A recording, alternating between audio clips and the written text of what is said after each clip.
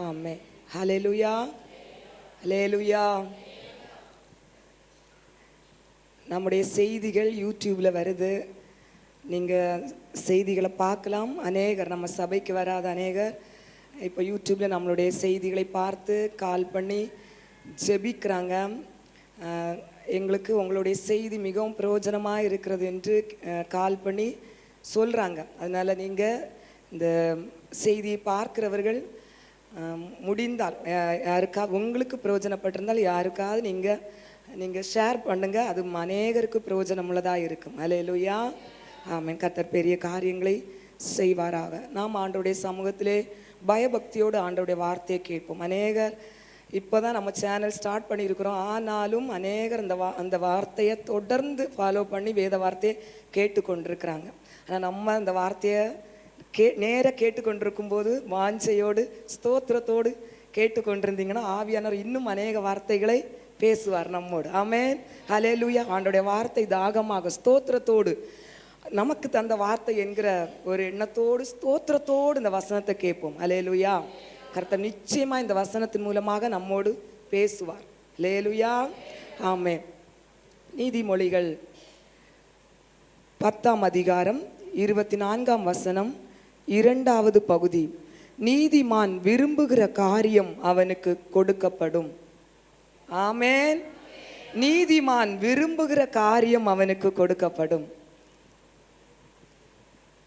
தாவீது ராஜாவின் மகன் சாலமோன் ராஜா அவர் எழுதின நீதிமொழிகள் தான் வேதத்தில் கொடுக்கப்பட்ட இந்த நீதிமொழிகள். அல்லேலூயா.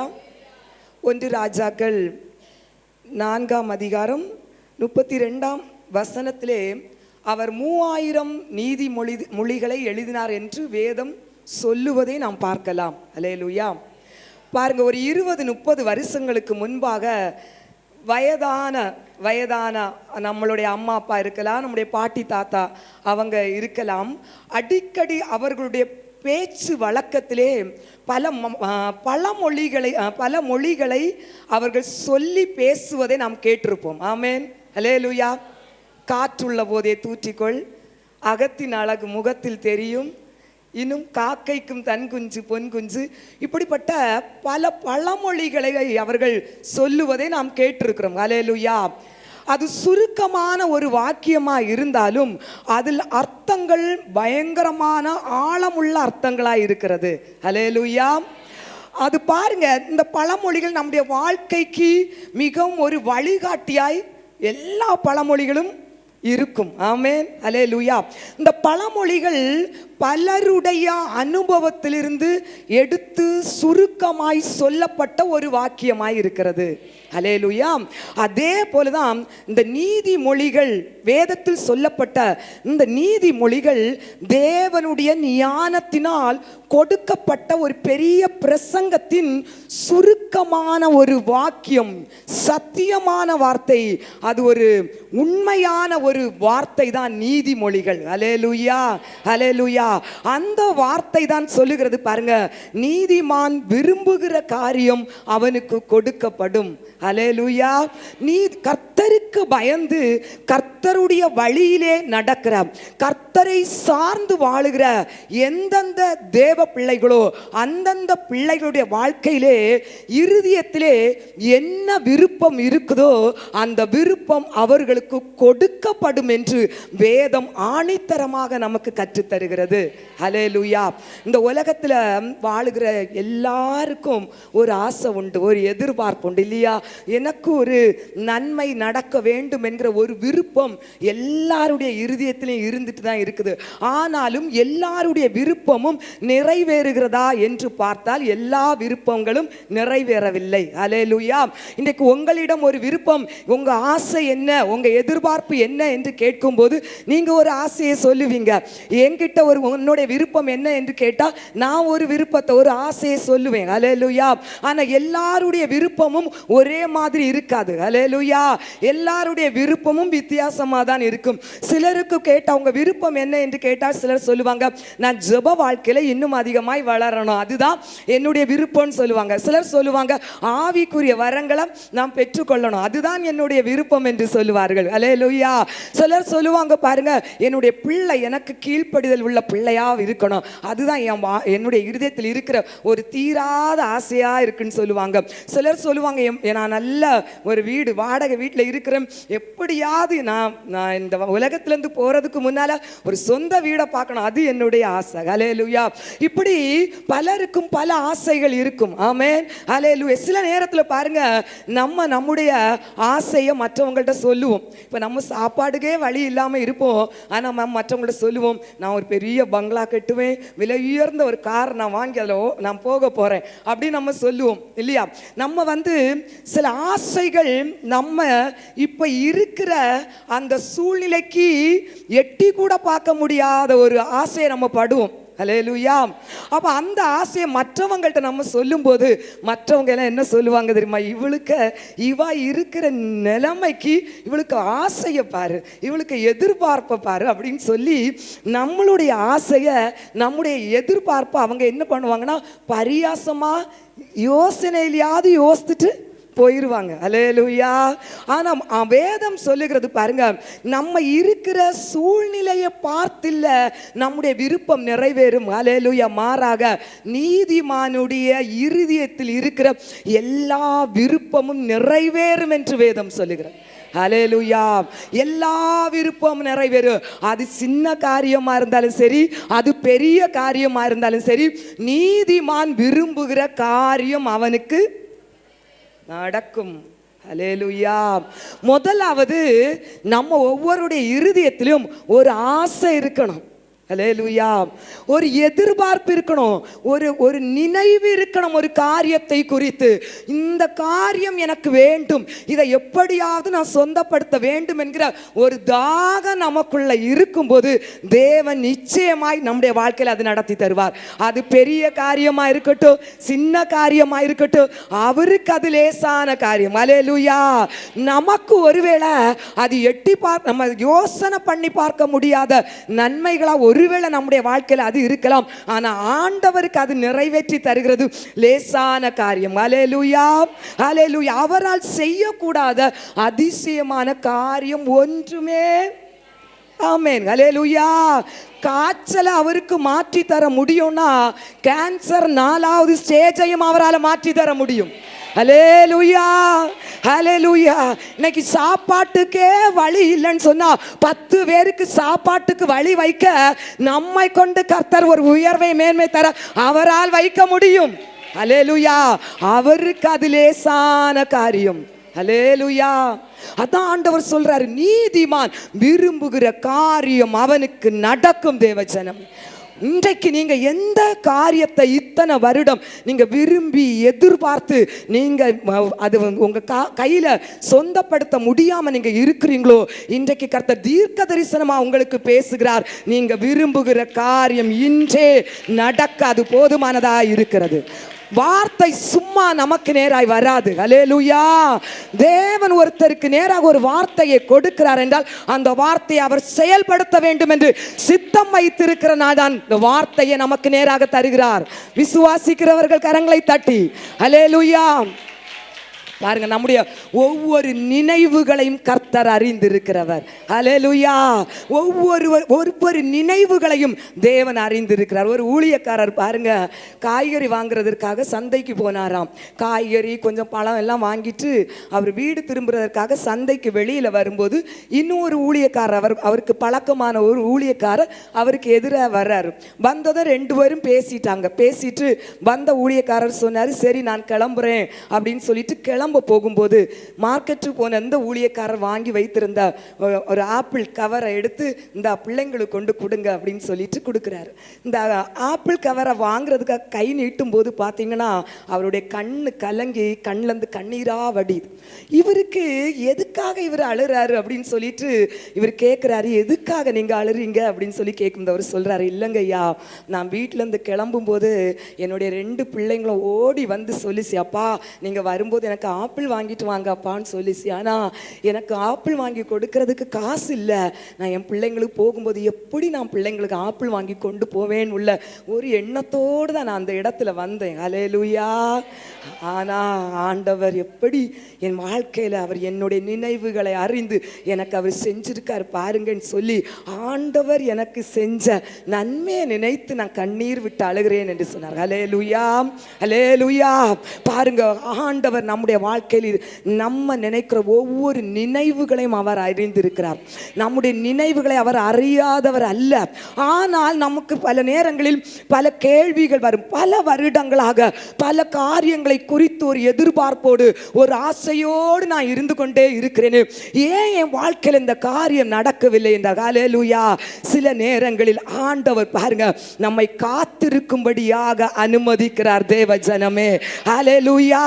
வசனம் சொல்லுகிறது பாருங்க, நீ கர்த்தரிலே சங்கீதம் 37:4 வசனம் சொல்லுகிறது பாருங்க, கர்த்தரிடத்தில் நீ மனமகிழ்ச்சியாயிரு, அவரே உனக்கு. அந்த வசனத்தை பாருங்க. ஆமென், ஹல்லேலூயா. ஆம், கர்த்தரிடத்தில் நீ மனமகிழ்ச்சியாயிரு, அவர் உன் இருதயத்தின் வேண்டுதல்களை உனக்கு அவர் அருள் செய்வார். ஹல்லேலூயா. நம்ம இருதயத்தில் ஒரு எதிர்பார்ப்பு, ஒரு ஆசையோடு இருக்கிறோம். நாம் கர்த்தருக்குள்ள மகிழ்ச்சியா அந்த காரியத்திற்காக காத்திருக்கும் போது நிச்சயமாய் கர்த்தர் நமக்கு அதை அருள் செய்ய போதுமானவர். ஹல்லேலூயா. நீங்க நினைக்கலாம், பல வருடங்களாக நான் காத்துட்டு இருக்கிறேன், ஆண்டவர் என்ன மறந்துட்டாரு, என்னுடைய விருப்பத்தை கர்த்தர் வந்து தள்ளிட்டார் என்று நினைக்கிறீங்க. இல்ல தேவ ஜனமே, நீதிமான் விரும்புகிற காரியம் நிச்சயமாய் நடந்தேறும். ஹல்லேலூயா. அவர் காலம் தாமதிக்கிறார் என்றால் ஏதோ நமக்காக அவர் செய்து கொண்டே இருக்கிறார். காலம் தாமதிக்கிற அந்த நாட்களிலே கர்த்தர் நமக்காக அந்த நன்மைகளை செய்வதற்காக ஏதோ ஒரு காரியத்தை அவர் செய்து கொண்டிருக்கிறார். தேவ ஜனமே, ஹல்லேலூயா. இந்த காத்திருக்கிற நாட்களிலே பார்த்தீங்கன்னா அவருடைய அன்பினாலே நம்மை அவர் நிரப்பிக் கொண்டே இருக்கிறார். ஹல்லேலூயா. கர்த்தர் செய்வது எல்லாமே நம்முடைய நன்மைக்காக தான் செய்வார். ஏற்ற நேரத்தில், அதினதின் காலத்தில், நேர்த்தியா, எந்த நேரத்தில் எப்போ எப்படி செய்ய வேண்டும் என்பதை கர்த்தர் நேர்த்தியாய் நம்முடைய வாழ்க்கையில் அவர் செய்ய போதுமானவர். ஹல்லேலூயா. அதனால தான் பாருங்க, கர்த்தருடைய ஆசீர்வாதம் நமக்கு ஐஸ்வர்யத்தை தரும். அதனால் அவர் வேதனையை கூட்ட மாட்டார். நாம் எதிர்பார்த்து கொண்டிருக்கிற நன்மைகளை சுதந்திரிக்கிற நேரத்திலே கர்த்தர் தருகிறது ஆசீர்வாதமாய் இருக்கும். அதோடு வேதனை வரவே செய்யாது. ஹல்லேலூயா. அதற்கு முன்பாக நாம் பிரயாசப்படுகிற பிரயாசத்தின் மூலமாக சில நேரங்களில் அந்த நன்மைகளை நாம் பார்த்திருக்கலாம். ஆனால் அது தேவன் தராத ஆசீர்வாதமாய் இருந்தால் அது நாம் சந்தோஷமாக சமாதானமாக அனுபவிக்கவே முடியாது. தேவ ஜனமே, அதனால் தான் கர்த்தர் தருகிற ஆசீர்வாதம் அது நமக்கு நன்மையாயிருக்கும். ஹல்லேலூயா.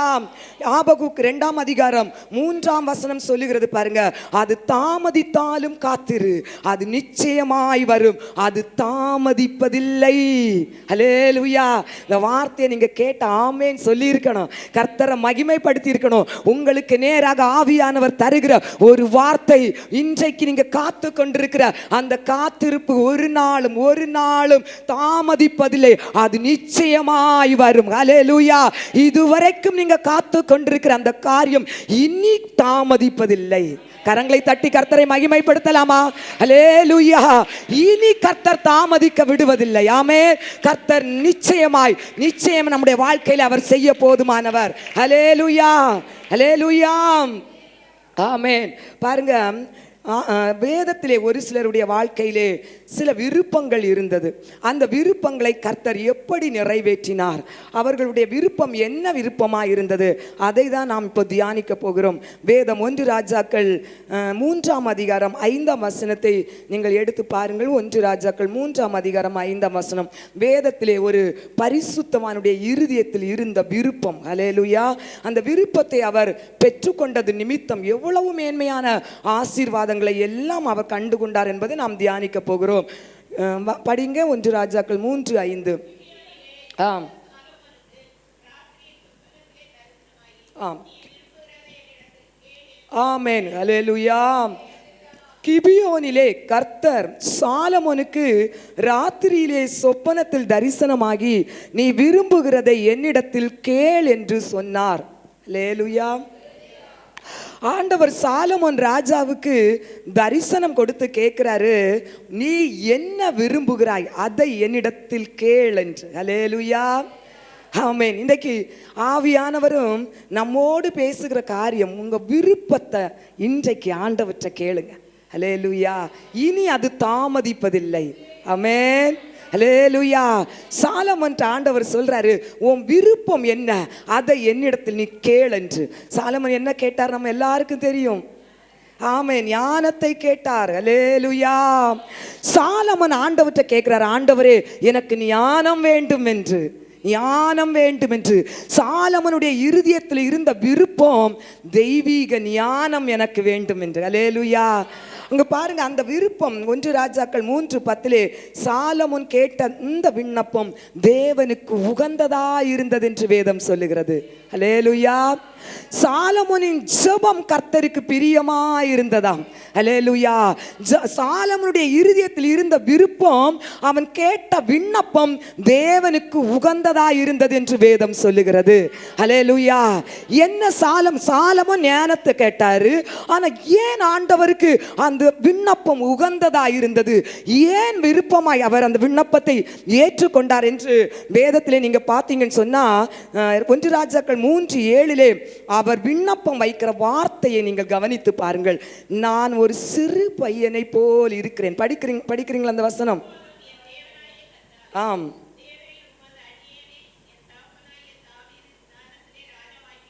ஆம். ஆமென். ஹல்லேலூயா. அவருடைய ஜெபத்திலே தேவ சமூகத்தில் வைத்த ஒரு வார்த்தை, நான் போக்கு வரவு அறியாத சிறு பையனாயிருக்கிறேன் ஆண்டவரே. ஹல்லேலூயா. இந்த வார்த்தை தேவனுடைய பார்வையில் உகந்ததா இருந்தது. தேவன் விரும்புகிற விண்ணப்பமா இருந்தது. தேவன் விரும்புகிற ஜெபமா இருந்தது. என்ன ஜெபம்? தேவன் விரும்பின ஜெபம், தன்னை தாழ்த்தி தேவனை நோக்கி பார்த்து ஜெபிக்கிறார் சாலமோன் ராஜா. ஹல்லேலூயா. தேவஜனமே, நாம் தேவ சமூகத்திலே வந்து நம்மை தாழ்த்தி ஆண்டவருடைய சமூகத்திலே நம்மை ஒப்பு கொடுத்து ஜெபிக்கிற ஜெபம் தேவ பார்வையிலே உகந்த ஜெபம் இருக்கிறது. தேவன் விரும்புகிற ஜெபமாய் இருக்கிறது. அவர் விரும்புகிற உகந்த காணிக்கையாய் இருப்பதுதான் நாம் நம்மை தேவ சமூகத்தில் தாழ்த்தி ஒப்பு கொடுப்பது. சாலமோன் ராஜா மிக பெரிய ராஜா. தன்னுடைய தகப்பன் முழு இஸ்ரவேல் தேசத்துக்கும் ராஜாவாய் அரியணையில் உட்கார்ந்தவர். அடுத்த அந்த பதவியில் உட்கார்ந்தது தாவீது, சாலமோன் ராஜா. ஹல்லேலூயா. எல்லா புகழ் எல்லா மேன்மைக்கும் உரிமையானவர். பல அமைச்சர்கள் அரண்மனையில் இருக்கிறாங்க. அவருக்கு பல அரசாட்சியை எப்படி நடத்த வேண்டும் என்று பல மந்திரிகள் அறிவுரை கொடுப்பதற்கு ஞானிகளும் கல்வியில் தேர்ச்சி பெற்றவர்களும் அரண்மனையிலே அவருக்கு அருகாமையில் உட்கார்ந்து இருக்கிறார்கள். சரியாக தேசத்தை நடத்தி செல்ல முடியும். அப்படிப்பட்ட ஒரு மேன்மையான ஸ்தானத்தில் உட்கார்ந்த ஒரு ராஜா தேவ சமூகத்திலே தன்னை தாழ்த்தி போக்குவரவு அறியாத ஒரு சிறு பையனாய் இருக்கிறேன் ஆண்டவரே என்று ஜெபிக்கிறார். அது தேவ சமூகத்திலே உகந்த ஜெபமாயிருந்தது. தேவஜனமே, நாம் எத்தனை தான் ஆஸ்தி அந்தஸ்து படிப்பு இல்ல குடும்ப கௌரவம் எவ்வளவுதான் இருந்தாலும் தேவன் நம்முடைய ஜெபத்தை உகந்ததாய் அவர் விரும்பி நம்முடைய ஜெபத்தை ஒரு தூப வர்க்கத்தை போல் அவர் ஏற்றுக்கொள்ள வேண்டும் என்றால் ஆண்டவர் விரும்புகிற ஜெபம் தாழ்மையின் ஜெபம். நம்ம என்னதான் நம்மகிட்ட படிப்பு பட்டம் இருந்தாலும் தேவ சமூகத்திலே வரும்போது நம்மை தாழ்த்துகிற இருதயத்தை கர்த்தர் பார்க்கிறார். தேவஜனமே, அந்த இருதயத்தை கர்த்தர் பார்த்தார். சாலமோனுடைய இருதயத்தை அவர் வாயளவில் சொன்னா கர்த்தர் அவ்வளவு சீக்கிரம் யாரையும் பாராட்ட மாட்டார். தேவனிடத்திலிருந்து அவ்வளவு யாருமே ஒரு அங்கீகாரத்தை பெற்றுக்கொள்ள முடியாது. ஏனென்றால் அவருடைய இருதயத்தை ஆராய்ந்து அறிகிற தெய்வம். ஹல்லேலூயா. சாலமோனுடைய இருதயத்திலிருந்து வெளிப்பட்ட வார்த்தை, நான் ஒரு சிறு பிள்ளையாய் இருக்கிறேன் ஆண்டவரே, எனக்கு ஞானம் வேண்டும் ஆண்டவரே. ஹல்லேலூயா. ஹல்லேலூயா. உங்க வாழ்க்கையில என்ன வேண்டுதல், என்ன என்ன எதிர்பார்ப்பு, என்ன விருப்பம்? இத்தனை வருடங்கள் நீங்கள் ஆண்டவருடைய சமூகத்தில் இருந்து நீங்கள் காத்து கொண்டிருக்கிறீங்களே தேவ ஜனமே. ஓ, தேவ சமூகத்தில் வரும்போதெல்லாம் உங்களை ஒரு சிறு பிள்ளையை போல நீங்கள் தாழ்த்தி ஆண்டவரிடம் நீங்கள் ஜெபிப்பீர்களானால் உங்கள் ஜெபத்திற்கு கர்த்தர் பதில் தருவார். உங்கள் ஜெபம் கர்த்தருக்கு உகந்த ஜெபமாயிருக்கும். ஹல்லேலூயா. கர்த்தரை உயர்த்தி, தேவ சமூகத்திலே கர்த்தரை உயர்த்தி தன்னை எவனெல்லாம் தாழ்த்துகிறானோ அவன் உயர்த்தப்படுவான். ஹல்லேலூயா. கர்த்தரை யார் யாரெல்லாம் உயர்வாக மேன்மையாக பார்க்கிறார்களோ அவர்கள் எல்லாம் உயர்வானவர்களாக மேன்மை உள்ளவர்களாய் என் தேவாதி தேவன் மாற்றுவார். ஹல்லேலூயா. அதுதான் வசனம் சொல்லுகிறது, தன்னை தான் தாழ்த்துகிறவன் உயர்த்தப்படுவான். ஹல்லேலூயா. சாலமோனுக்கு அந்த இருதயம் இருந்தது. தேவ சமூகத்திலே தன்னை தான் தாழ்த்தினான். தேவ ஜனமே, இருதயத்தை உடைத்து நொறுக்கி யார் யாரெல்லாம் தேவ சமூகத்திலே தன்னை தாழ்த்துகிறார்களோ அவர்களுக்கு தேவன் சமீபமாய் இருக்கிறார். கரங்களை தட்டி சங்கீதம் 51:17 தாவீது ராஜா சொல்லுகிறார், தேவரீர் நீர் நொறுங்குண்ட இருதயம் உள்ளவர்களுக்கும் தேவனு கேட்கும் பலிகள் நொறுங்குண்ட ஆவிதானே தேவனே. நொறுங்குண்டதும் நறுங்குண்டதுமான இருதயத்தை நீர் புறக்கணிக்க மாட்டீரே ஆண்டவரே. ஹல்லேலூயா. அவர் விரும்புகிற பலி நொறுங்குண்ட இருதயம், நறுங்குண்ட ஆவி. ஹல்லேலூயா. தேவ சமூகத்தில் வந்து இந்த மேட்டிமையாய் உட்கார்ந்து ஒரு விண்ணப்பத்தை ஏனோ தானோ சொல்லிட்டு போகிற அந்த விண்ணப்பத்தை தேவன் விரும்பவில்லை. தேவ ஜனமே, அவர் நொறுக்கப்பட்ட இருதயத்தை, நறுங்குண்ட ஆவி உள்ளவருடைய ஜெபத்தை அவர் புறக்கணிப்பதே இல்லை. ஹல்லேலூயா. நம் ஆண்டவருடைய சமூகத்தில் வரும்போது நம்மை தாழ்த்தி நம்முடைய இருதயத்தை உடைத்து நொறுக்கி ஆண்டவரிடத்தில் ஒரு அடிமையை போல, ஹல்லேலூயா, ஒரு எஜமானை நோக்கி பார்க்கிற ஒரு அடிமையை போல அவருடைய பாதத்தை பிடித்து கொண்டு நீங்கள் தேவ சமூகத்தில் உங்களை தாழ்த்துவீர்களானால் எத்தனை வருடம் நீங்கள் காத்திருந்தீங்களோ அந்த காத்திருக்கிற அந்த எதிர்பார்ப்பு இனி தாமதிப்பதில்லை என்று ஆவியானவர் இன்றைக்கு உங்களுக்கு தீர்க்க தரிசனமாய் வெளிப்படுத்துகிறார். தேவ ஜனமே, ஓ ராபாரா ஷாதாரிபா, கரங்களை தட்டி கர்த்தரை மகிமைப்படுத்தலாமா? இனி நீ காத்திருப்பது தாமதிப்பதில்லை. ஆமென். நூற்றுக்கு அதிபதி தேவ சமூகத்தில் ஓடி வந்து சொன்னான், ஆண்டவரே நான் இப்படி சொன்னா எனக்கு வேலை செய்யறதுக்கு 10 பேர் ஓடி வந்துருவாங்க. இதை செய்யன்னு சொன்னா அதை செய்யறதுக்கு ஆள் உண்டு, அதை செய்யன்னு சொன்னா செய்யறதுக்கு ஆள் உண்டு. ஆனாலும் அவ்வளவு அதிகாரம், அவ்வளவு ஒரு மேன்மையான ஸ்தானத்தில் நான் இருந்தாலும் தேவனே, நீர் என்னுடைய வீட்டுக்கு வருவதற்கு நான் பாத்திரன் அல்ல. ஹல்லேலூயா. ஹல்லேலூயா. இருதயத்திலிருந்து வெளிப்பட்ட வார்த்தை தேவ ஜனமே, இருதயத்திலிருந்து அவ்வளவு அதிகாரம். தேவன் அவருக்கு வீட்டுக்கு போனா டீயை கொண்டு வா, காஃபியை கொண்டு வா, அதை கொண்டு வா, இதை கொண்டு வா, இப்படி சொல்லக்குள்ள கிட்ட வரோம். அவ்வளவு அதிகாரம் படைத்த ஒரு மனிதன் சொல்லுகிறான், ஆண்டவரே நீர் என் வீட்டுக்கு வருவதற்கு நான் பாத்திரன் அல்ல. தாழ்த்துகிற இருதயம் தேவ ஜனமே. கர்த்தர் அவனுடைய இருதயத்தை பார்த்தார். வேலைக்காரன் சுஸ்தமானான். இன்னைக்கு உங்க இருதயத்தை தேவன் பார்க்கிறார். யார் யாரெல்லாம் உங்க குடும்பத்தில் குணமாக முடியாதபடி, வியாதியினால குணமாகிற அனுபவம் இல்லை, உங்க வார்த்தைக்கு கீழ்ப்படியாத ஒரு உணர்வில்லாத இருதயத்தோடு யார் யாரெல்லாம் உங்க வீட்டில் இருக்கிறார்களோ, உங்க குடும்பத்தில் இருக்கிறார்களோ, நீங்க தேவ சமூகத்தில் உங்களை வந்து தாழ்த்த கர்த்தர் அங்கே ஒரு குணத்தை கொடுத்து கொண்டே இருப்பார். அங்கு உள்ளவர்களை சீர்படுத்துவார். ஹல்லேலூயா. ஹல்லேலூயா. அவர்களை கர்த்தர் விடுதலை ஆக்குவார். உங்களின் நிமித்தம் தேவ ஜனமே, ஒரு 100க்கு அதிபதியின் தாழ்மையை கர்த்தர் பார்த்து வேலைக்காரனை சொஸ்தமாக்கின தெய்வம். நீங்க தேவ சமூகத்தில் நறுங்குண்ட இருதயத்தோடு வந்து கண்ணீர் விடுவீர்களான உங்கள் பிள்ளைகளை, உங்கள் குடும்பத்தை அவர் பார்த்தும் பார்க்காதவர் போல் போய்விடுவாரா? ஹல்லேலூயா. நம் வாழ்க்கையிலே அவர் இரக்கம் செய்வார். நம்முடைய வாழ்க்கையில் அவர் விடுதலை தருவார். தேவ ஜனமே, இனி நம் வாழ்க்கையிலே காலம் தாமதிப்பதில்லை. ஹல்லேலூயா. நெடுநாள் காத்திருப்பது இருதயத்தை இளைக்க பண்ணும். ஆனால் விரும்புகிறது வரும்போதோ அது ஜீவ விருட்சத்தை போல் இருக்கும். ஓ, இதை சுதந்தரிக்கிற ஒரு நாளாய் இருக்கிறபடியால் காத்திருக்கிற தேவ ஜனமே, உன் கரத்திலே கர்த்தர் இன்றைக்கு சுதந்தரிக்கிற ஒரு ஆசீர்வாதத்தை தந்து கொண்டிருக்கிறபடியால், ஓ ரபா ரஷா தரிபா, கரங்களை தட்டி உன் நம்பிக்கை வீண் போவதில்லை. உன் நம்பிக்கை வீண் போவதில்லை. நிச்சயமாய் முடிவு உண்டு. ஆமென். அல்லேலூயா. நடந்தது என்ன தெரியுமா? தன்னை தாழ்த்தி சாலமோன் ஜெபித்தார். அல்லேலூயா. ஆண்டவர் சொல்றாரு, சாலமோனே, நீ ஒரு ராஜாவா இருக்கிறார். நீ பொண்ணு கேட்டிருக்கலாம், வெள்ளி கேட்டிருக்கலாம், இல்லது எதிராளியோடைய ஜீவனை என்கிட்ட கேட்டிருக்கலாம், ஆஸ்தியை கேட்டிருக்கலாம், கனத்தை கேட்டிருக்கலாம், மேன்மையை கேட்டிருக்கலாம். எல்லாவற்றையும் நீ மேன்மையா பார்க்காம இந்த ஜனங்களை நடத்துவதற்குரிய ஞானத்தை நீ கேட்டியே. நீ கேட்டதையும் தருவேன், நீ கேட்காத சகல நன்மைகளையும் உனக்கு நான் தருகிறேன் என்று ஆண்டவர் சாலமோனை மேன்மையாய் உயர்த்தின தெய்வம். அதுதான் தேவஜனமே, கர்த்தருடைய ஆசீர்வாதமே ஐஸ்வர்யத்தை தரும். கர்த்தருடைய ஆசீர்வாதமே சாலமோனை போல கனத்திலும் செல்வத்திலும் எந்த மேன்மையிலும் ஒரு ராஜாவும் அதற்கு பிறகோ அதற்கு முன்பாகோ எழுந்ததில்லை. இதுதான் தேவன் தருகிற ஆசீர்வாதம். அல்லேலூயா. அதனால உங்க காத்திருப்பு வீண் போகாது. கர்த்தர் தருவது சகலமும் சகலமும் ஆசீர்வாதமும் மேன்மை உள்ளதாக தான் இருக்கும். அல்லேலூயா. ஆமென். இரண்டாவதாக பாருங்க, வேதத்திலே ஒருத்தருடைய ஆசை, எதிர்பார்ப்பு எதை குறித்து இருந்தது, எது விருப்பமாய் இருந்தது என்று நாம் வேதத்திலே நாம் படிக்கலாம். ஹல்லேலூயா. யாத்திராகமம் 33:18.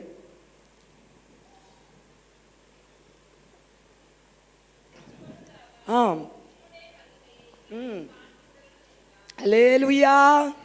இரண்டாவது, ஒரு தேவ மனிதனுடைய இருதயத்தில் இருந்த விருப்பம், ஆண்டவருடைய மகிமையை நான் பார்க்க வேண்டும். அல்லேலூயா. மோசே என்கிற தேவ பக்தனுடைய இருதயத்தில் இருந்த தீராத ஒரு ஆசை, ஒரு விருப்பம் தான், ஆண்டவரே சொல்லுங்களா, ஆமென், அல்லேலூயா, ஆண்டவரே உங்க மகிமையை எனக்கு காண்பித்தருளும். எத்தனை பேருக்கு இந்த மோசேயை போல ஆசை, ஆண்டவருடைய மகிமையை பார்க்கணும். அல்லேலூயா. நம்ம இருதயத்தில் அப்படிப்பட்ட விருப்பம் இருக்கிறதா? பாருங்க, மோசே ஆண்டவரை பல விதத்தில் பார்த்தார். மோசே ஆண்டவரை மேக ஸ்தம்பமாகவும் அக்னி ஸ்தம்பமாகவும் பார்த்தாரு. முச்சடியில் அக்கினியா ஆண்டவர் இறங்கி நின்றதை மோசே பார்த்தாரு. மேகத்திலே ஆண்டவர் இறங்கி வந்து மோசையோடு பேசினதை பார்த்தாரு. ஆண்டவருடைய சத்தத்தை பிரத்யட்சமாய் கேட்டவர் மோசே. ஆண்டவரை பல விதத்தில் தரிசித்தவர் மோசே, முகமுகமாய் பார்த்தவர் மோசே. அல்லேலூயா, அல்லேலூயா. ஆனா அவ்வளவு தேவனை பார்த்த பிறகு கூட அவருடைய இருதயத்தில் ஒரு தீராத வாஞ்சை, என் தேவனை நான் கொஞ்சம் கொஞ்சமா பார்த்துட்டு இருக்கிறேன். அல்லேலூயா. கொஞ்சம் கொஞ்சமா நான் அவரை முழுமையா என்னால் அறிந்து கொள்ள முடியல. அவர் எப்படி இருப்பாருங்க என்கிறத முழுமையா என்னால் உணர்ந்து கொள்ள முடியல. அவருடைய முழு மகிமையும் நான் பார்க்க வேண்டும். அல்லேலூயா. அவர் கிடைச்ச நேரத்தில் அவர் தன்னுடைய விருப்பத்தை சொல்றாரு பாருங்க, ஆண்டவரே உம்முடைய மகிமையை எனக்கு காண்பித்தருளும். ஒருத்தவங்களுடைய இருதயத்தில் இருக்கிற அந்த வாஞ்ச விருப்பம் தான் வாய்ப்பு கிடைக்கும் போது கேட்டுருவாங்க. அல்லேலூயா. அவர் சொல்றார், ஆண்டவரே உங்க மகிமையை நான் பார்க்க வேண்டும். இன்னைக்கு நம்ம நிறைய நேரத்தில் நம்முடைய விருப்பம் என்ன, நம்முடைய ஆசை என்னன்னு கிறிஸ்தவர்கள்ட்ட நம்ம கேட்டாலும் நிறைய அந்த உலக பிரகாரமான காரியங்களை நம்ம சொல்லுவோம் இல்லையா? தப்பு இல்லை, நம்ம எல்லாருக்கும் ஆசை உண்டு. அல்லேலூயா. நமக்கு எல்லாருக்குமே விருப்பம் உண்டு. இந்த உலகத்தில் இருக்கிற சில தேவைகள் ஆண்டவர் எனக்கு சந்திக்கணும், இதுவே நம்முடைய எதிர்பார்ப்பா இருக்கக்கூடாது. அல்லேலூயா. மோசே பாருங்க, ஆண்டவரை பல அடையாளங்களாலும் பல சூழ்நிலைகளும் ஆண்டவரை தரிசித்தவருக்கு தீராத ஒரு ஆசை, இன்னும் நான் அவரை அறிய வேண்டும், இன்னும் நான் அவருடைய பிரசன்னத்துக்குள்ளே நெருங்க வேண்டும், இன்னும் நான் அவருடைய மகிமைக்குள்ளே நிற்க வேண்டும் என்கிற ஒரு வாஞ்சை மோசேக்கு இருந்து நமக்குள்ளும் அந்த வாஞ்சை வேண்டும். அல்லேலூயா.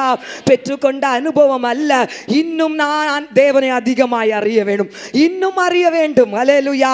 ரட்சிக்கப்பட்டாச்சு, அபிஷேகம் பெற்றாச்சு, இன்னும் வரங்களை பெற்றாச்சு, கனிகளை பெற்றாச்சு, இது இல்ல, இன்னும் நான் என் தேவனை அறியணும். வேதத்திலே நான் இன்னும் வேதத்திலே ஆண்டவரை குறித்து இன்னும் அதிகமாய் அறியணும்.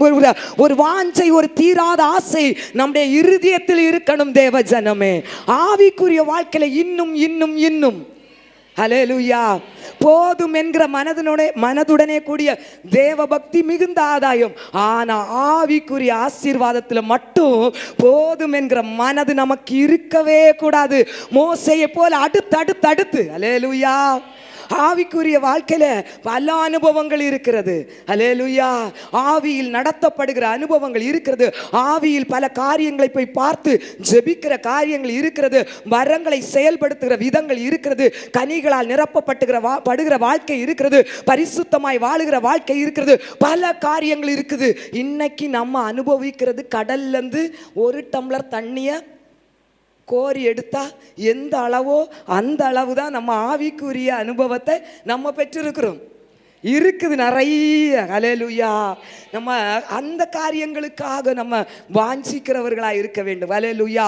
இம்மைக்குரிய காரியங்களுக்காக மட்டும் தேவனை தேடக்கூடாது. தேவ ஜனமே, இம்மைக்குரிய காரியங்களுக்கு மட்டும் நம்ம இருதயத்தில் ஆண்டவரை தேடிட்டே இருக்கக்கூடாது. மறுமைக்குரிய காரியங்களையும் உன்னதத்துக்குரிய காரியங்களையும் பரலோக ஆசீர்வாதத்துக்குரிய காரியங்களையும் நாம் வாஞ்சிக்கிறவர்களாய் எதிர்பார்க்கிறவர்களாய் நாம் இருக்கணும். அல்லேலூயா. நமக்கென்று பரலோக பல பல மேன்மையான ஆசீர்வாதங்களை கர்த்தர் இயேசு கிறிஸ்து நமக்காக அங்க சொந்தப்படுத்தி வைத்திருக்கிறார். அதை நம்ம சொந்தப்படுத்த வேண்டும். அல்லேலூயா. நீங்க எப்படி உங்க பிள்ளைகளுக்கு இந்த உலகத்துல சொத்து பொக்கிஷம் ஆசீர்வாதங்களை சேர்த்து வைக்கிறீங்களோ, பிரயாசப்படுறீங்களோ, அதே போல இயேசு கிறிஸ்து நமக்காக பாருங்க, பிள்ளைகளுக்கு பெற்றோர்கள் பொக்கிஷங்களை சேர்த்து வைப்பது போல பரமபிதா நமக்காக பரலோகத்திலே உன்னதத்துக்குரிய ஆசீர்வாதங்களை வைத்திருக்கிறார். அதை நீங்களும் நானும் சொந்தப்படுத்தணும். அல்லேலூயா. அந்த ஆசீர்வாதங்களை நம்ம சொந்தப்படுத்தணும்னா நமக்கு விருப்பம் இருக்கணும். அல்லேலூயா. ஆமென். எலிசாவுக்கு அந்த விருப்பம் இருந்தது. ஹல்லேலூயா. அந்த நன்மைகளை அவர் பெற்றுக்கொண்டார். இப்போ நமக்குள்ள ஆண்டவருக்குரிய காரியங்களை நம்ம விரும்புகிறவர்களாக இருக்க வேண்டும். ஆராதனை இன்னும் அநேக அனுபவங்கள் இருக்கிறது. ஹல்லேலூயா. நம்ம தொட்டும் பட்டும் படாத ஒரு ஆராதனை ஆராதிச்சுட்டு இருக்கிறோம். நம்ம ஆராதனை இன்னும் ஆழமாக போகிற அனுபவங்கள் இருக்குது. ஹல்லேலூயா. இதிலே ஒரு வாஞ்சை. நம்ம ஆராதனைக்கு வர்றோம்னு சொன்னா நான் என்னைக்கும் ஆராதிக்கிற மாதிரி ஆராதனை மேலோட்டமான ஆராதனை ஆராதித்து போகக்கூடாது. இன்னும் அடுத்த ஒரு கட்டத்தில் நான் ஆராதனைக்குள்ளே போய் கர்த்தரை நான் ஆராதிக்கணும் உள்ள வாஞ்சையோடு எதிர்பார்ப்போடு நீங்க ஆலயத்துக்குள்ளே வருவீங்கன்னா ஆவியானவர் அந்த ஆலயத்துக்குள்ளே கர்த்தர் உங்களை கொண்டு போக போதுமானவர். அல்லேலூயா.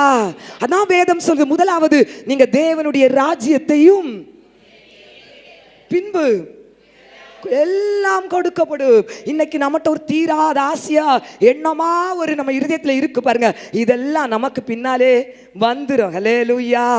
கடந்த மாதத்திலே ஒரு செய்தி நான் கேட்டுட்டு இருந்தேன். அந்த ஒரு சகோதரி சொன்னாங்க பாருங்க, நீங்க ஒரு கடைக்கு போய் இட்லி வாங்க போறீங்கன்னா இட்லி கூட சாம்பார் சட்னியும் கூட தருவாங்க. அது கிடைக்கும். இட்லிக்கு தனியா சாம்பார் சட்னிக்கு தனியா காசு கொடுக்க வேண்டாம். கன்னியாகுமரி மாவட்டத்தில் கொடுக்க வேண்டாம். வேற எங்கேயும் கொடுக்கணுமான்னு தெரியல. ஆனால் கொடுக்க வேண்டாம். 4 இட்லி தாங்கன்னா 4 இட்லிக்குள்ள சாம்பாரும் சட்னியும் கிடைக்கும். அப்போ நம்ம எதிர்பார்க்க வேண்டியது இட்லி. அதுதான் பரலோக மேன்மை ஆசீர்வாதம். பின்பு இவைகள் எல்லாம் கூட கொடுத்துருவாரு. அல்லேலூயா. இந்த ஆசீர்வாதத்தை நம்ம விரும்பணும். அதான் நமக்கு இந்த ஒரு எதிர்பார்ப்பு, ஒரு தீராத ஒரு ஆசை, எதிர்பார்ப்பு, தேவனுக்குரிய ஆவிக்குரிய அனுபவங்களை பெற்றுக்கொள்ள வேண்டும் என்கிற ஒரு எதிர்பார்ப்பு நமக்கு வேண்டும். ஆமென். அல்லேலூயா.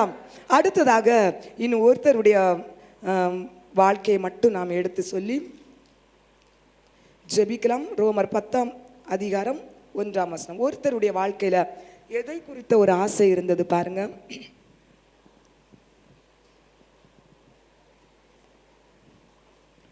சகோதரரே, இஸ்ரவேலர் ரட்சிக்கப்பட வேண்டும் என்பதே என் இருதயத்தின் விருப்பமும் நான் தேவனை நோக்கி செய்யும் விண்ணப்பமாயிருக்கிறது. அல்லேலூயா.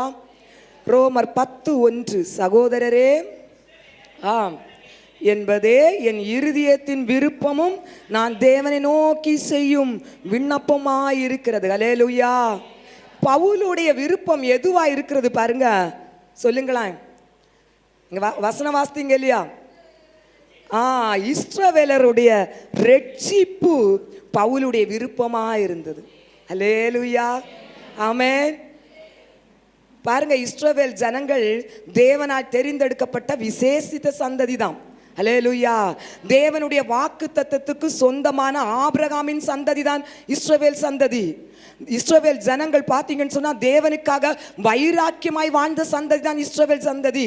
ஆனால் அந்த சந்ததியிலே ஆண்டவராகிய இயேசு கிறிஸ்து வந்து பிறந்த பிறகு கூட அந்த சந்ததி இயேசு கிறிஸ்துவை இரட்சகராய் ஏற்றுக்கொள்ளவில்லை. அல்லேலூயா. அவர்தான் இரட்சகர் என்பதை இஸ்ரவேல் ஜனங்கள் ஏற்றுக்கொள்ளாமல் இருந்த அந்த சூழ்நிலையை பார்த்த பவுலுடைய இருதயத்தில் இருந்த விருப்பம், இஸ்ரவேலர்கள் இரட்சிக்கப்பட வேண்டும். அல்லேலூயா. பவுலுடைய விருப்பம், இஸ்ரவேல் ஜனங்கள், என் ஜனங்கள் இரட்சிக்கப்பட வேண்டும். அதுதான் அவருடைய இருதயத்தில் விருப்பமாயிருந்தது. அல்லேலூயா. இதே பவுல் ஒரு நாள் கிறிஸ்தவர்களை துன்புறுத்தினவர், இதே கிறிஸ்தவர்களை வேதனைப்படுத்தி காயப்படுத்தினவர், இரட்சிப்பை அறியாத காலத்திலே. அல்லேலூயா.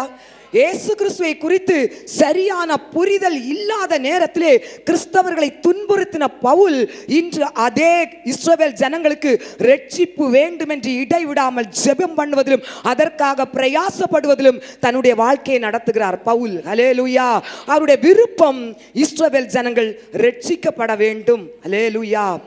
எதனால் அவருக்கு அந்த விருப்பம் வந்தது பாருங்க.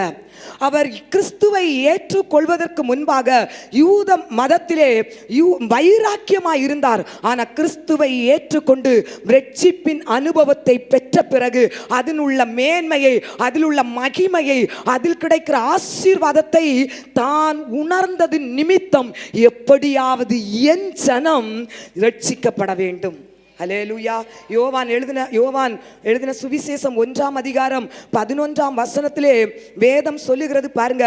அவர் தமக்கு சொந்தமானதிலே வந்தார், அவருக்கு சொந்தமானவர்களோ அவரை ஏற்றுக்கொள்ளவில்லை. அல்லேலூயா. அதே ஜனங்களுடைய வாழ்க்கையிலே ஒரு ரட்சிப்பிற்காக வந்தார். ஆனால் அவர்கள் ஏற்றுக்கொள்ளாதது நிமித்தம் பவுல் அவர்களுக்காக ஜெபிக்கிறார். அல்லேலூயா. அந்த ரட்சிப்பின் மேன்மையை அறிந்தவர் அந்த ஜனங்களுக்காக ஜெபிக்கிறார். இன்றைக்கு ஆவியானவர் உங்களோடு பேசுகிற ஒரு காரியம், தேவ ஜனமே, நீ ரட்சிப்பை அறிந்து கொண்டாய், நீ சமாதானத்தை பெற்றுக்கொண்டாய், பரிசுத்தாவின் அபிஷேகத்தை நீ பெற்றுக்கொண்டாயிற்று. உன்னை போல எத்தனையோ பேர் அறியாமல் தெரியாமல் இருந்து கொண்டிருக்கிறார்கள். அவர்களுக்கு நீ பெற்ற நன்மையை, நீ பெற்ற ரட்சிப்பை மற்றவர்களுக்கு நீ அறிவிக்கிறாயா? அல்லேலூயா. அதான் ஆவியானவர் இன்றைக்கு நம்மோடு கேட்கிற கேள்வி. நீ ரட்சிக்கப்பட்டாயிற்று, தேவனுக்குள் கிடைக்கிற ஆசீர்வாதங்களை சொந்தப்படுத்தியாச்சு, நீ மற்றவர்களுக்கு இந்த ரட்சிப்பை அறிவிக்கிறாயா? சுவிசேஷம் அறிவிப்பது நம் ஒவ்வொருவர் மேலும் விழுந்த கடமை. அல்லேலூயா. நம்முடைய பிள்ளைகள் ரட்சிக்கப்படல, நம்முடைய கணவனார் ரட்சிக்கப்படல, நம்முடைய மனைவி ரட்சிக்கப்படல, நம்ம சகோதர ரட்சிக்கப்படல, நம்ம அக்கம் பக்கத்து வீட்டில் உள்ளவங்க இந்த சரியான ரட்சிப்பின் அனுபவத்தை பெறலையே. நீ எல்லா அனுபவத்தையும் பெற்றிருக்கிறியே. இந்த ரட்சிப்பை குறித்து அந்த ஜனங்கள் பெற்றுக்கொள்ள வேண்டும் என்கிற ஒரு விருப்பம், ஒரு ஆசை, ஒரு தாகம் உன் இருதயத்தில் இருக்கிறதா? பவுலுக்கு இருந்தது. நான் பெற்ற சந்தோஷத்தை எல்லாரும் சொந்தப்படுத்தணும். ஹல்லேலூயா. அதற்காக தான் அவர் எல்லாவற்றையும் குப்பை என்று எண்ணி தூக்கி உதறி போட்டுவிட்டு கிறிஸ்துவை அறிவிப்பதே தன்னுடைய வாழ்க்கையின் லட்சியம் என்பதை அவர் தன்னுடைய கருத்தில் எடுத்துக்கொண்டு சுவிசேஷத்தை அறிவிக்கும்படியாக ஓடினார். தேவ ஜனமே, அவருக்குள் இருந்த விருப்பம். ஹல்லேலூயா. நம்முடைய சொந்த பந்தம், நம்மை சுற்றி இருக்கிறவர்களுக்கு நாம் ரட்சிப்பை குறித்து அறிவிக்க கர்த்தர் நம்மை அழைத்திருக்கிறார். ஹல்லேலூயா. எனக்கு என்ன வந்ததுன்னு சொல்லிட்டு நம்ம போகக்கூடாது. நம்ம சொல்லணும், மற்றவங்களுக்கு உங்கள் அனுபவத்தை சொல்லணும். நீங்கள் எப்படி ரட்சிக்கப்பட்டீங்கன்னு சொல்லணும். ரட்சிப்பின் அனுபவத்தின் மூலம் உங்கள் வாழ்க்கையில் என்ன மாற்றம் நடந்தது, எல்லாமே கிறிஸ்துவின் மகிமைக்காக, அந்த ஜனம் ரட்சிக்கப்பட வேண்டும் என்கிற நோக்கத்தோடு உங்கள் சாட்சியை நீங்கள் மற்றவர்களிடம் அறிவிக்கிறவர்களாக இருக்கணும். தேவ ஜனமே, அல்லேலூயா. உங்கள் வாழ்க்கையில் ஒரு நன்மை நடந்தது என்றால் மற்றவர்களோடு நீங்கள் அதை பகிர்ந்து கொள்கிறீர்கள் என்றால் அவர்கள் அதை கேட்கும் போது ரட்சிப்பின் அனுபவத்திலே வர வேண்டும் என்கிற ஒரு நோக்கத்தோடு தான் உங்கள் சாட்சி இருக்க வேண்டும். தேவ சமூகத்தில் எழும்பி ஒரு சாட்சிகள் சொல்றீங்கன்னா அது தேவ நாம மகிமைக்கென்று, இதன் மூலம் ஜனங்கள் ரட்சிக்கப்பட வேண்டும் என்கிற ஒரு நோக்கம் நமக்குள் இருக்க வேண்டும். ஒரு அற்புதம், ஒரு அதிசயம், ஒரு அடையாளம் நம்முடைய கரத்தின் மூலமா நடக்கிறது என்றால் நம்முடைய நோக்கம் இந்த ஆத்துமா ரட்சிக்கப்பட வேண்டும். ஹல்லேலூயா. இது நம்ம ஒவ்வொருவருடைய எதிர்பார்ப்பாய் இருக்க வேண்டும். ஹல்லேலூயா. இது நம்முடைய விருப்பமாய் இருக்க வேண்டும் தேவஜனமே. ஹல்லேலூயா. பாருங்க, இந்த ரட்சிப்பை குறித்து நீங்க மற்றவர்களுக்கு அறிவிக்கும் போது பாருங்க, அந்த ஆத்துமா உங்கள் நிமித்தம் அகால பாதாளத்தில் இருந்து, அந்த அக்கினி கடலில் இருந்து பாதுகாக்கப்பட்டு பரலோக ராஜ்யத்துக்குரியவர்களாய் மாறுகிறார்கள். ஹல்லேலூயா. இதுதான் அந்த ஆத்துமாவுக்காக நீங்க செய்ய போகிற ஒரு மேன்மையான காரியம். ஹல்லேலூயா. நீங்க பரலோகத்துல போகும்போது சொல்லுவாங்க, அந்த ஆத்துமா சொல்லும், இவர்கள் நிமித்தம்தான் நான் இதற்குள் பிரவேசித்தேன் என்று அவர்கள் உங்களை குறித்து சாட்சி சொல்லுவார்கள். ஹல்லேலூயா. ஹல்லேலூயா. நாம் பரலோகத்துக்கு போகும்போது பல ஆத்துமாக்களை கூட அழைத்து செல்ல வேண்டும் என்கிற ஒரு வாஞ்சை, தாகம் வேண்டும். உங்கள் ஒருவர் நிமித்தம் பரலோகத்திலே பார்த்தீங்கன்னா அநேக ஆத்துமாக்கள் பெருகும். ஒருத்தரை நீங்கள் ரட்சிப்பிலே நடத்துவீர்கள் என்றால் பரலோகமே சந்தோஷப்படுமாய், பரலோக தேவ தூதர்களே சந்தோஷப்படுகிற ஒருவர் உங்கள் நிமித்தம் ரட்சிக்கப்படுகிற அனுபவத்தை பெற்று விட்டார்கள் என்றால், ஹல்லேலூயா. ஹல்லேலூயா. சரி, நான் ரட்சிப்பை குறித்து நான் பிரசங்கிக்கிறேன், எனக்கு என்ன நன்மை கிடைக்க நீங்க நினைக்கிறீங்களா? பிரசங்கிக்கிற ரட்சிப்பிலே நடத்துகிற உங்களுக்கு மேன்மையான ஒரு ஆசீர்வாதத்தை வேதம் வைத்திருக்கிறது. நாம் படிக்கலாமா? ஹல்லேலூயா. தானியேல் 12ஆம் அதிகாரம் 3ஆம் வசனம். தானியேல் 12:3. அநேகரை நீதிக்குட்படுத்துகிறவர்கள் நட்சத்திரங்களைப் போலவும் என்றென்றைக்கும் உள்ள சதா காலங்களிலும் பிரகாசிப்பார்கள். அல்லேலூயா. ரட்சிப்பிலே நீங்க எத்தனை ஆத்துமாக்களை நடத்துகிறீர்களோ அதற்குரிய பலன் பரலோகத்தில் உங்களுக்கு எப்படி இருக்கும் தெரியுமா? வசனம் சொல்லுது, அநேகரை நீதிக்குட்படுத்துகிறவர்கள் அடிங்க ஆம் ஆம் பிரகாசிப்பார்கள். அல்லேலூயா. நீங்க இன்னும் சொல்ல முடியுமா, நான் 10 ஆத்துமாவை ரட்சிப்பில் நடத்தினேன்னு சொல்லி? எத்தனை பேர் சொல்ல முடியும்? அல்லேலூயா. நீங்க ரட்சிப்பிலே நடத்துனீங்கன்னா பரலோகத்தில் நீங்க சும்மா அந்த லைட் மாதிரியெல்லாம் பிரகாசிக்க மாட்டீங்க, நட்சத்திரத்தை போல. ஹல்லேலூயா. நட்சத்திரங்களை போல நம்ம பிரகாசிக்கிற ஒரு மேன்மை தான் பரலோகத்திலே நமக்கு வைத்திருக்கிற ஆசீர்வாதம். ஹல்லேலூயா. நீங்க தேவ சமூகத்தில் பரலோக ராஜ்யத்துக்குள்ள நீங்க போகும்போது பாருங்க, அவங்க வந்து உங்களை நன்றின்னு சொல்லி வரவேற்பாங்க. ஹல்லேலூயா. பரலோக ராஜ்யத்துல நீங்க பிரவேசிக்கிறீங்க, ஆத்தும ஆதாயம் பண்ணி நீங்க பரலோக ராஜ்யத்துக்குள் பிரவேசிக்கும் போது உங்களை அவங்க நன்றின்னு சொல்லி வரவேற்று உள்ளே அழைப்பார்கள். வெறும் கையோடு நீங்க ஒரு ஆளும் ஆத்துமா மட்டும் ரட்சிக்கப்பட்ட அனுபவத்தில் நீங்க போறீங்கன்னு சொன்னா உங்களை உள்ள ஏத்துவாங்க. ஆனா உள்ள போகும்போதே ஒரு மேன்மையான வரவேற்பு யாருக்கு கிடைக்கும் தெரியுமா? ஆத்துமா ஆதாயம் பண்ணுகிறவங்களை, ரட்சிப்பிலே நடத்துறவங்களுக்கு மேன்மையான ஒரு ஆசீர்வாதம் பரலோகம் வைத்திருக்கிறது. பல கிரீடங்களை கர்த்தர் உங்களுக்கு என்று கர்த்தர் தயார் பண்ணி வைத்திருக்கிறார். ஆத்துமா ஆதாயம் பண்ணுகிறவர்களுக்கு பல விதவிதமான முத்துக்களை கர்த்தர் உங்களுக்கு என்று தயார் பண்ணி வைத்திருக்க, உங்களுக்கு கிரீடங்களிலே வைப்பதற்கென்று. ஹல்லேலூயா.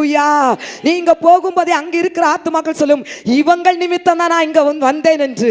எவ்வளவு ஒரு மேன்மையான ஆசீர்வாதம் தேவ ஜனமே. ஹல்லேலூயா. அது மட்டுமல்ல, ஒரு மேன்மையான ஒரு ஆசீர்வாதம் இருக்கு பாருங்க. மத்தேயு 25:23 ஆண்டவரே சொல்லுவார், உத்தம ஊழியக்காரனே, உத்தம ஊழியக்காரியே, நீ என்னுடைய ராஜ்யத்தில் வந்து பிரவேசி என்று கர்த்தரே வரவேற்பாராம். ஹல்லேலூயா. உத்தம ஊழியக்காரன் என்கிற ஒரு வார்த்தையை நமக்கு கர்த்தர் தர வேண்டும் என்ற ஆத்துமாதாயம். ஹல்லேலூயா. சும்மா பரலோகத்துக்கு போகணும்னு விரும்பக்கூடாதுங்க. ஹல்லேலூயா. பவுலுக்கு அந்த விருப்பம் இருந்து, இனி நான் நினைக்கிறேன் பவுல் மேன்மையா பரலோகத்தில் இருப்பார். பல ஆத்துமாக்களை ஆதாயப்படுத்தினார், தன் ஜீவனையும் பொருட்டன்றே எண்ணல. ஹல்லேலூயா. ஆண்டவருடைய காரியத்துக்காக நம்ம விரும்புவோம். ஹல்லேலூயா. இம்மைக்குரிய காரியத்துக்கு மட்டும் நம்ம விருப்பம் இருக்கக்கூடாது. ஹல்லேலூயா. ஆண்டவர் அடுத்த ஒரு காரியத்துக்காக உங்களை என்னை எதிர்பார்க்கிறார். ஆமென். சுவிசேஷத்தை சொல்லணும், நீங்கள் விரும்பணும். நான் ஆண்டவர் இந்த உலகத்திலிருந்து உங்கள் சமூகத்தில் வர்றதுக்கு முன்னால் ஒரு 10 ஆத்துமாவாது. ஹல்லேலூயா. ஹல்லேலூயா. பல ஆயிரக்கணக்கான ஆத்துமாக்களை நான் ஆதாயப்படுத்தணும் விருப்பம் இருந்தாதான் நீதிமான் விரும்புகிறது அவனுக்கு கொடுக்கப்படும். ஹல்லேலூயா. சிஸ்டருக்கு இப்போ ஒரு 50 ஆத்துமா ஆதாயப்படுத்தினா 50 ஆத்துமா தான் ஆதாயப்படுத்துவாங்க. ஹல்லேலூயா. எனக்கு பாலியாங்கி சோம் மாதிரி பல லட்சம் ஆத்துமாக்களை ஆதாயப்படுத்தணும்னு ஆசை. அல்லேலூயா. என்னுடைய மகன்கிட்ட ஒரு நாள் நான் சொன்னேன், மோனே பாலியாங்கி சோ மாதிரி நான் 7 லட்சம் ஆத்துமாவை ஆதாயப்படுத்தணும்னு எனக்கு வாஞ்சு, அது என் விருப்பமாக இருக்கணும். இப்போ என் மகன் சொன்னா, உனக்கு 70 ஆத்துமாவே உன் ஆலயத்தில் இல்லை, நீ எங்க 7 லட்சம் ஆத்துமாவை நீ ஆதாயப்படுத்த பாரு. அல்லேலூயா. என் விருப்பம் இருக்குது. நீதிமான் விரும்புகிற காரியம் அவனுக்கு நிச்சயமாய் கர்த்தர் எனக்கு செய்வார். இந்த வார்த்தை எனக்கும் தான் இறங்கிட்டே இருக்குது. அல்லேலூயா. நிச்சயமா உங்கள் விருப்பம் இன்றைக்கு எதுவா இருக்கட்டும், அதை கர்த்தர் உங்களுக்கு நிறைவேற்றி தர போதுமானவராய் இருக்கிறார். இனி காலம் தாமதிக்காது. அல்லேலூயா. அவர் நிறைவேற்ற போதுமானவராய் இருக்கிறபடியால் கரங்களை தட்டி கர்த்தரை மகிமைப்படுத்தும்.